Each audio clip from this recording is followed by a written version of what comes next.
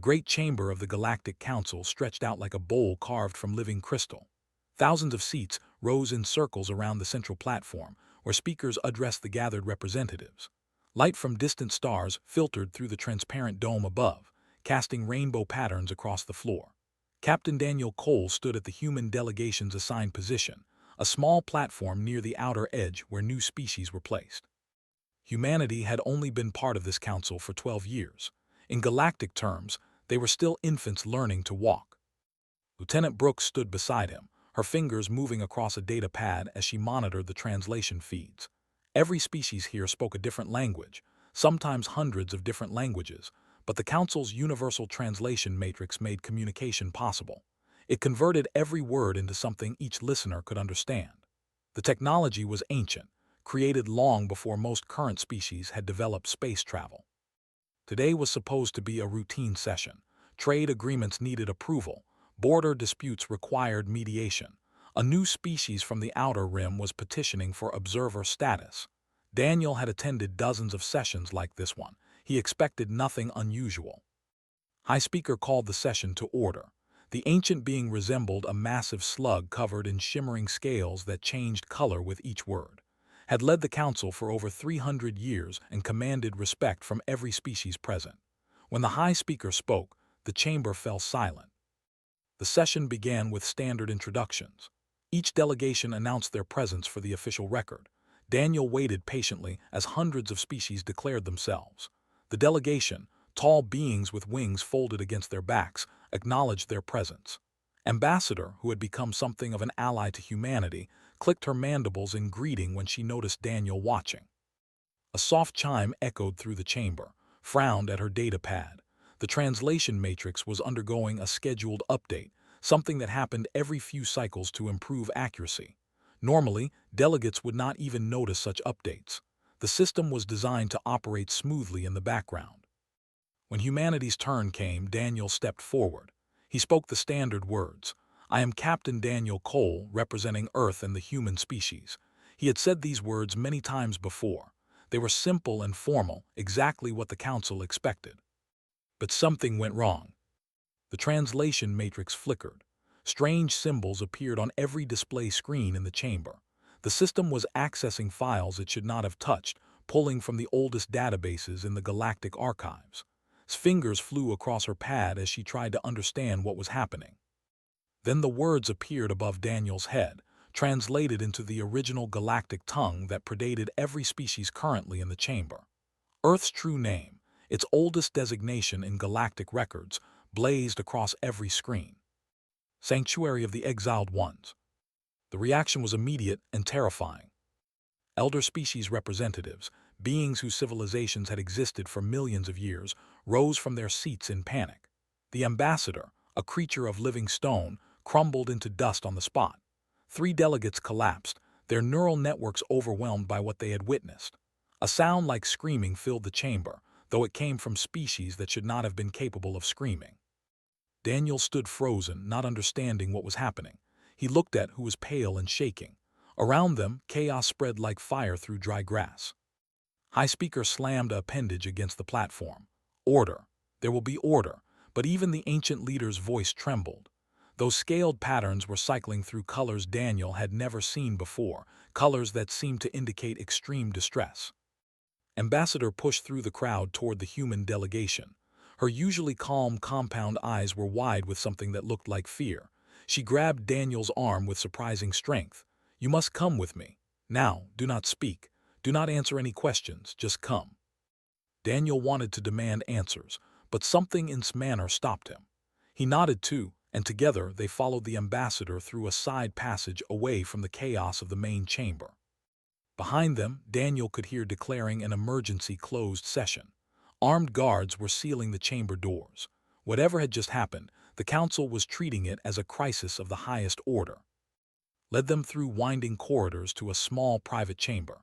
She sealed the door behind them and stood with her back against it, as if afraid something might try to enter. "What just happened?" Daniel asked. "What does that name mean?" His mandibles clicked rapidly, a sign of extreme agitation. "You do not know, truly, you do not know what your world once was." Shook her head. "Earth is just Earth. It is our home. We named it ourselves, or we thought we did. We had no idea it had another name in galactic records." The ambassador was silent for a long moment. When she spoke again, her voice was barely above a whisper. "There are stories, old stories that even my people only half remember.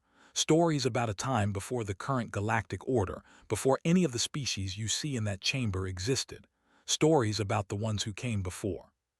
The architect said quietly. She had studied galactic history extensively. There were references, fragments really, to a species that had built the first great civilization. Flinched at the name. Yes, the architects. They created everything we now take for granted, the translation matrix, the hyperspace lanes, the council structure itself, and then they vanished, all of them gone in what seemed like an instant. For millions of years we have wondered what happened to them. "And Earth," Daniel pressed. "What does Earth have to do with any of this?" Before could answer, the chamber door slid open. High Speaker entered, flanked by guards carrying weapons that hummed with deadly energy. The ancient slug's colors had settled into a deep purple that Daniel did not recognize. "Captain Cole," said slowly, "you will come with me. There are questions that must be answered. Your species has some explaining to do." "We do not understand what is happening," Daniel protested. "We are just as confused as everyone else." Fixed him with eyes that had seen civilizations rise and fall. "That may be true, or it may be the most elaborate deception in galactic history. Either way, you must explain how your species came to live on a planet that was supposed to be sealed forever, a planet that was meant to be forgotten by all." The guards surrounded Daniel and stepped aside, her head bowed in what might have been shame or fear. As they were escorted out, Daniel looked back at the ambassador. Whatever was happening, whatever secret Earth had been hiding for millions of years, he was determined to learn the truth, even if that truth changed everything humanity believed about itself. The restricted knowledge vault existed far beneath the council station, in levels that most species did not even know existed. Daniel and were escorted down through layers of security, each more intense than the last. Scanners examined them at the molecular level. Guards from species they had never encountered watched them with cold, ancient eyes. The air grew colder as they descended, and the lights became dim and blue. High Speaker led the way, moving faster than Daniel would have expected for a creature of such bulk. Ambassador had insisted on accompanying them, though her presence seemed to make the guards uncomfortable. She was not an elder species. Her people had only been spacefaring for 50,000 years, but she had invoked some ancient right and had allowed her to come. They finally reached a massive door made of a material that seemed to absorb light. Strange symbols covered its surface, symbols that hurt Daniel's eyes if he looked at them too long. Spoke words in a language the translation matrix could not process, and the door slowly opened. Inside, the vault was vast and mostly empty. Pedestals of dark stone held objects that glowed with faint inner light. Holographic displays showed images of stars and planets that Daniel did not recognize, and at the center of it all stood a being unlike anything he had ever seen. The creature was made of crystal, or something like crystal. Light passed through its body and emerged changed, broken into colors that should not have existed. It had no face that Daniel could identify, but he felt certain it was watching him. Keeper said with unusual respect, "These are the humans. They claim ignorance of their world's history." The crystal being made a sound like wind chimes in a storm. Claim ignorance, or possess ignorance. There is a difference.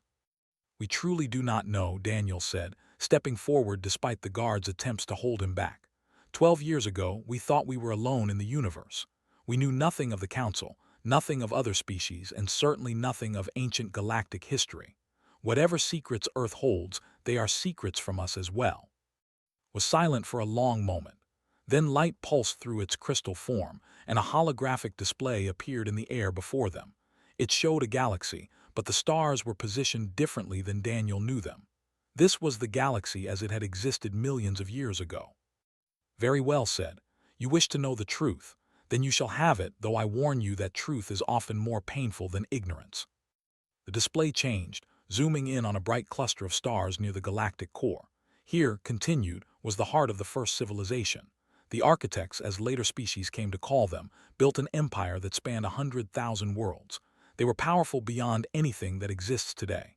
They created life on barren worlds. They moved stars to suit their purposes. They bent the laws of physics as easily as you might bend a piece of wire. The images showed cities of impossible beauty, structures that seemed to be made of light. Daniel heard gasp beside him. These were not just advanced aliens. These were beings who had achieved something close to godhood. But power always carries danger, said. The architects grew too confident. They believed there was no challenge they could not overcome, no problem they could not solve. And so when they detected something moving in the void between galaxies, they did not fear it. They sought to study it, to understand it, to perhaps control it. The display shifted to show darkness, pure darkness that seemed to pulse with wrongness. The hollow whispered, and even the ancient high speaker's voice held fear. Continued without acknowledging the interruption. The hollow was not life as we understand it. It was not matter or energy. It was absence, emptiness given form, hunger without end. The architects had encountered many strange things in their explorations, but nothing like this. The hollow consumed everything it touched, not destroyed, consumed, made as if it had never existed at all. Daniel felt cold spread through his chest. How did they stop it? They could not stop it, said. Nothing could stop it, but they could slow it. They could contain it. And that is what they chose to do at a terrible cost. The display showed the architects' final battle. Ships beyond counting threw themselves against the darkness. Weapons that could shatter planets fired again and again. And slowly, impossibly, the architects pushed the hollow back, but not without cost. For every inch of ground gained, millions of architects died. Their civilization crumbled around them as they fought.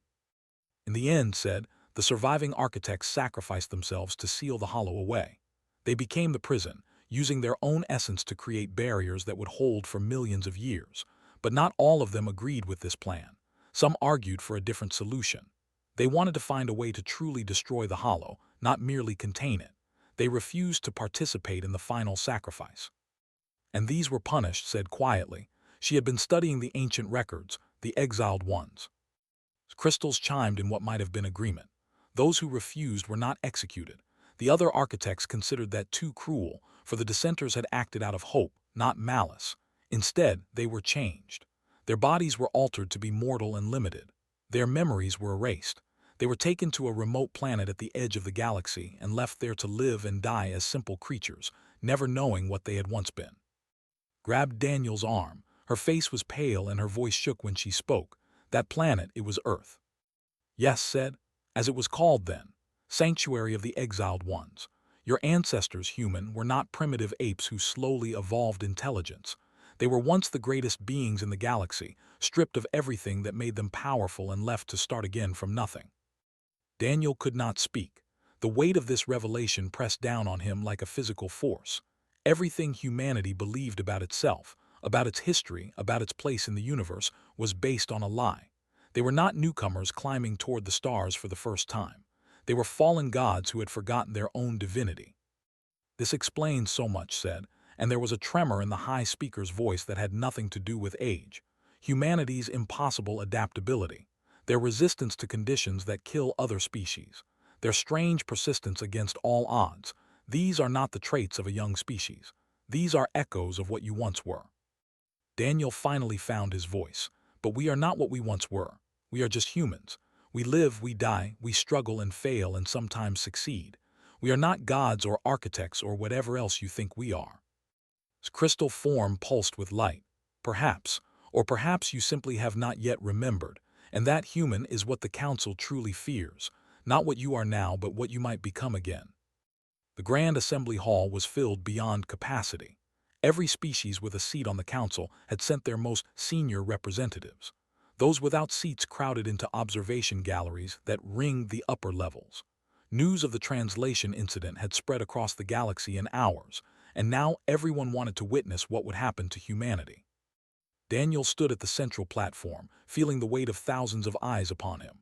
Remained at his side, her data pad clutched in her hands like a shield. Ambassador had taken her place among the delegation, but she watched the humans with obvious worry in her compound eyes. High Speaker called the session to order. The emergency convocation will now address the matter of the species known as humanity and their connection to the architects of the first civilization. All delegates will conduct themselves with proper dignity. Immediately, a figure rose from the military section of the chamber. High Militant was a reptilian creature covered in armored scales the color of dried blood. He commanded the Council's combined military forces, and his hatred of humanity had been well known even before this crisis. "I call for immediate containment of the human," declared, his voice carrying easily across the vast chamber. "Every moment we delay, we risk the awakening of something that nearly destroyed the galaxy once before. The architects were powerful beyond measure, and if their descendants regained that power, no force in existence could stop them." A murmur ran through the assembly. Daniel could see delegates leaning toward each other, whispering urgent conversations. Fear was spreading like a disease through the chamber. Daniel stepped forward to speak but cut him off. "Look at the evidence before you. Humans survive conditions that kill other species. They adapt to any environment within generations. They heal from wounds that would be fatal to us. They bond with other creatures, even predators, forming connections that defy explanation. These are not normal traits. These are echoes of godlike power bleeding through mortal flesh." "We are not gods," Daniel said firmly. He refused to let fear control this discussion. "Everything you describe has natural explanations. We evolved on a harsh world with changing climates. We developed cooperation as a survival strategy. We are tough because our planet demanded toughness, nothing more." Laughed, a cold and cruel sound. "And your technological advancement. Your species discovered fire only 100,000 years ago by your own calendar. Today you travel between stars. You split atoms and reshape your own genetic code. Normal species take millions of years to achieve what you accomplished in thousands. How do you explain that, human?" Daniel had no answer. He had never thought about it in those terms before. Humanity had always been proud of its rapid progress, seeing it as evidence of human ingenuity and determination. But now he wondered if there was something else driving that advancement, some buried memory pushing them toward the stars. Touched his arm and showed him her data pad. She had been working on something during the debate, analyzing the translation matrix and the ancient records. Her eyes were wide with a mixture of fear and excitement. "Let me speak," she whispered. "I found something." Daniel nodded and stepped aside, moved to the central platform, her small figure seeming tiny in that vast space. But when she spoke, her voice was steady. "High Speaker, honored delegates, I have been examining the records from the restricted knowledge vault. The accounts are incomplete, but I believe there is crucial information that has been overlooked." She activated her data pad, and holographic displays appeared throughout the chamber. "The records show that the architects who were exiled did not simply refuse to join the final sacrifice against the Hollow. They refused because they believed there was a better way. They wanted to find a method to truly destroy the Hollow, not just contain it. They were punished not for cowardice, but for daring to hope when others had given up hope." "What difference does that make?" demanded. "Their motives do not change what they were or what their descendants might become." Shook her head. "It makes all the difference. The architects who sealed themselves away did so knowing their prison would eventually weaken. Millions of years from now, the Hollow will begin to escape. When that happens, the galaxy will need defenders. Perhaps the exiled architects were not punished at all. Perhaps they were preserved." Silence fell over the chamber. Even seemed taken aback by this suggestion. "You are saying," said slowly, "that humanity might be a weapon, a defense created by the architects against a future threat." "I am saying we do not know," replied. "The records are unclear, but what I do know is this. In 12 years of contact with the Council, humanity has never started a war with any member species. We have defended ourselves when attacked, yes, but we have never been the aggressors. Whatever we once were, we have chosen to be something different now." Daniel stepped forward again to stand beside. "She is right. You fear what we might become, but you have never asked what we choose to be. We came to the stars looking for friends, not enemies. We joined this council in good faith. We have offered our help to any species that needed it. Is that the behavior of creatures you should fear?" The chamber was quiet. Daniel could see delegates considering his words, weighing them against their fears. But he could also see that fear was winning in many eyes. Spoke again. "Pretty words, human, but words are easy. The safety of the galaxy is not a matter for sentiment. I call for a vote on immediate containment of the human. All travel to and from Earth will cease. A military blockade will ensure compliance. Any attempt to resist will be met with overwhelming force." Nodded slowly. "The motion has been made. The Council will vote." Daniel watched helplessly as delegates registered their decisions. The numbers appeared on displays throughout the chamber. For containment, 412 species, against containment, 298 species, abstaining, 137 species. The motion carries, announced, and Daniel heard something like regret in the high speaker's voice. The human will be quarantined until such time as the Council determines humanity poses no threat to galactic civilization. Guards began moving toward Daniel and they would be detained while the fleet traveled to Earth. Their home, their entire species, was about to become a prison. But before the guards could reach them, a voice rang out across the chamber. Ambassador had left her delegation's platform and was striding toward the center of the hall. "I invoke the right of witness truth," she declared, "the ancient right granted to any species facing judgment. Before any sentence is carried out, the accused must be allowed to present evidence in their own defense, evidence from their own world." Hesitated. "That right has not been invoked in 10,000 years. "It has not been needed," replied, "but it exists, and I invoke it on behalf of humanity. Before you seal their world forever, let them search for answers. Let them discover what records the architects may have left on Earth itself. If you truly believe in justice, you cannot deny this request." Daniel looked at the ambassador with gratitude he could not express in words. She was risking everything for them, defying her own people's fears to give humanity one last chance. Hissed with fury, but even he could not argue against ancient law. The right of witness truth was sacred. "Very well," said finally. "Humanity will be granted one cycle to search their world for evidence, but they will be accompanied by council observers, and if they find nothing, or if they attempt any deception, the containment order will be executed immediately." Daniel nodded, accepting the terms. It was not much, but it was a chance, and sometimes a chance was all humanity needed. The ship descended through Earth's atmosphere as the sun rose over eastern Africa.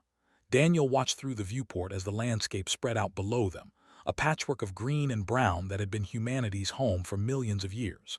He had seen Earth from space before, but now the view felt different. Now he knew that this world had been chosen specifically as a place of exile, a prison designed to make gods forget their own nature. Sat beside him, studying the data they had gathered from the Council's records. "We are looking for something that has survived for over 2 million years," she said quietly. "The odds of finding anything intact are almost zero." "Almost zero is not zero," Daniel replied, "and we have help we did not expect." He looked toward the rear of the ship, where Dr. Park was preparing her equipment. The archaeologist had spent her entire career investigating sites that did not fit normal patterns of human development. Strange geometric formations buried under ancient sediment, tools made from materials that should not have existed at that time in history, structures that seemed too precisely engineered for primitive peoples to have created. She had been dismissed by mainstream science as a crank, but now her work suddenly mattered more than anyone had imagined. "I always knew something was wrong with the accepted narrative," said as she checked her scanners. Human civilization appeared too quickly, developed too fast. There were gaps in the archaeological record that nobody could explain. "I thought maybe we had forgotten something. I never imagined we had forgotten everything." The council observers sat in a separate section of the ship, watching every move the humans made. High Militant had insisted on being present personally. He wanted to witness humanity's failure, to confirm that they were dangerous and deserving of containment.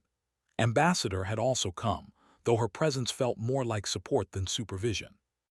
General Murray met them when the ship landed. The commander of Earth's Space Defense Forces was a practical man who had spent his career preparing for threats that might come from the stars. Now he faced a different kind of threat, one that came from humanity's own hidden past. "We have secured the site," Murray reported as they walked toward a cluster of military tents. "Dr. Park identified this location years ago as anomalous. Ground-penetrating radar shows structures beneath the surface, at depths that would date them to before the evolution of modern humans. We never had the technology to investigate properly, until now." He gestured toward the council observers. Their scanning equipment was being unloaded from the ship. The same technology that could map planets from orbit would now be turned toward Earth's buried secrets. The scans took several hours. Daniel waited with forced patience as the alien equipment probed deep into the Earth, layer by layer, century by century. What they found made even fall silent. Beneath millions of years of accumulated rock and soil, there was a structure. Not a natural formation, but something clearly built with purpose and precision. A dome of some unknown material, perfectly preserved despite the immense time that had passed. It was larger than any building humanity had ever constructed, stretching for kilometers in every direction. "That is impossible," whispered, his earlier hostility replaced by something like awe. "Nothing survives that long. Nothing." "The architects built things to last," said softly. "They expected to be gone for a very long time." Excavation teams worked through the night, using both human and alien technology to clear a path downward. By morning, they had reached the dome's surface. It was smooth and warm to the touch, and it seemed to respond to the presence of human hands. When Daniel placed his palm against it, a section of the surface simply faded away, revealing an entrance that had waited 2 million years to be opened. Inside, the air was fresh and clean, as if the dome had been sealed only yesterday. Lights activated as they entered, illuminating a corridor that stretched toward the structure's center. The walls were covered in symbols similar to those Daniel had seen in the council's vault, but these were arranged differently, with obvious intention. "Began recording everything. These are instructions," she said, her voice filled with wonder. "They are showing us how to read them. The exiled architects knew that someday their descendants would find this place, and they wanted to be understood." They walked for what felt like hours, following the corridor as it spiraled inward. The symbols on the walls told a story, one that the translation matrix could now process with increasing accuracy. And what that story revealed changed everything. The exiled architects had not been criminals or cowards. They had been the ones who objected to the final solution against the Hollow. But their objection was not based on fear of sacrifice. It was based on a different kind of hope. "We believed there was another way," the symbols read. "The others chose containment, knowing it would eventually fail. They accepted that future generations would face the same horror. We could not accept that. We wanted to find a true solution, an ending rather than a delay. For this hope, we were punished." But the story continued beyond the exile itself. "Before our memories were taken, we left this message. We left something else as well, a choice for our descendants to make when they were ready." The corridor opened into a vast central chamber. At its heart stood a structure that pulsed with soft light, a pillar of the same material as the dome itself. And around it, arranged in a perfect circle, were what looked like beds made of crystal. "They left part of themselves here," breathed the original exiles. "This is their final gift." Daniel approached the pillar. More symbols covered its surface, and these were the most important of all. "You who find this place are our children's children's children, countless generations removed. You have grown from what we became into something new, something we could never have imagined. We do not know if you are still capable of becoming what we once were, but if you choose to try, this place will show you the way. There is a lock within your bodies, a limitation placed upon you by those who exiled us. It can be removed. It should only be removed if you choose it freely and if you understand what you are choosing. To become as we were is to accept responsibility for the entire galaxy. It is a burden as much as a gift. We do not make this choice for you. We only offer it. Whatever you decide, know that we loved you before you existed. We hoped for you across an ocean of time. Be well, our children. Be better than we were." Drew his weapon. "No, I will not allow this." He aimed at the pillar, his scaled face twisted with fear. "If this device can restore human power, it must be destroyed." General Murray's soldiers responded instantly, raising their own weapons. They had anticipated betrayal. They had prepared for exactly this moment. The two forces faced each other across the sacred chamber, the fate of two civilizations hanging on a single trigger pull. Daniel stepped between them, his arms spread wide. "Everyone stop. This is not how this ends." "Get out of the way," human snarled. "You cannot be trusted with this power." Daniel shook his head. "Maybe not. But destroying this place would not solve anything. It would only prove that you are right to fear us because we would never forgive it. Is that the future you want? Humanity as your eternal enemy?" Hesitated, his weapon trembled slightly. "Let us make the choice ourselves," Daniel continued. "Let all of humanity decide openly with the whole galaxy watching. If we choose power, you will know. If we choose to remain as we are, you will know that too. Either way, you will have your answer." Stepped forward, placing herself beside Daniel. "He speaks wisdom. Let the humans choose. Witness their decision and judge them by it." The standoff stretched for an endless moment. then slowly lowered his weapon. "Very well," he said through gritted teeth. "Let them choose. And when they choose power, as they surely will, the galaxy will see what humanity truly is." Daniel looked at the glowing pillar, at the gift his forgotten ancestors had left for him. He hoped was wrong, but he knew that hope alone would not be enough. Humanity would have to prove itself, one choice at a time. The broadcast reached every corner of human civilization. Every screen on Earth, every colony ship traveling between worlds, every outpost at the edge of explored space received the same message. And beyond humanity, the signal extended to every council species, every world in the galactic community. For the first time in history, the entire galaxy was watching the same event.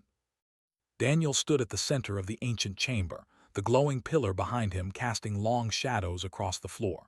Cameras recorded his every movement. Translation matrices carried his words to billions of listeners who spoke thousands of different languages. He had never felt so small, and yet so important.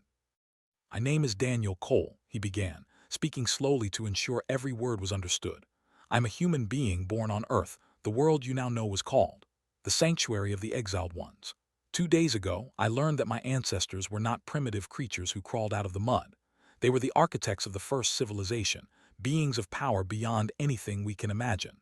They were exiled to Earth and stripped of their memories as punishment for daring to hope."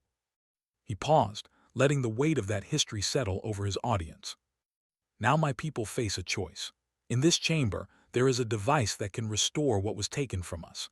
It can unlock the genetic limitations placed on our ancestors and return us to what we once were. We would become architects again, with all the power and responsibility that entails." Behind him, activated a holographic display showing the pillar and its ancient inscriptions.